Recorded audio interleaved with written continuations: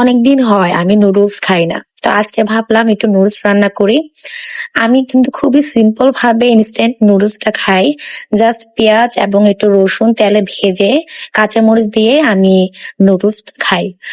কিন্তু যখন খাই, যখন আমার হাজবেন্ড থাকে তখন আমার ওর জন্য একটু চিকেন বল বা চিকেন জাতীয় কিছু দিতে হয়। তো যাই হোক, আমি যেহেতু খাবো তাহলে ও যেহেতু বাসায় আছে তাহলে তো সে অবশ্যই খেতে চাইবে, তাই না? তো ওর জন্য আমি এই চিকেনটা দিয়েছিলাম। যাই হোক, এই স্টিকটা আমি মিরপুর 10 থেকে নিয়েছিলাম আমার জন্য, কিন্তু এখন আমি নিয়ে ঝামেলায় পড়ে গেছি। কারণ এই স্টিকটা আমি ইউজই করতে পারি না। আমার ছেলের জন্য ও সবসময় নিয়ে যায় আমার থেকে। মানে বলতে গেলে ওর আর আমার মধ্যে এটা নিয়ে ভাগাভাগি শুরু হয়।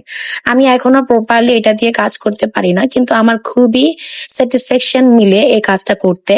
আমার খুবই ভালো লাগে স্টিক দিয়ে এভাবে খেতে ধরতে, খুবই ভালো লাগে। আমি কিন্তু ভালোভাবে পারি না, দেখেন আমার আলতো ভাবে এখনো কাজ হয় এটা দিয়ে। এই যে হাত থেকে ছুটে যায়, তারপরে কিন্তু খুবই ভালো লাগে, তাই না?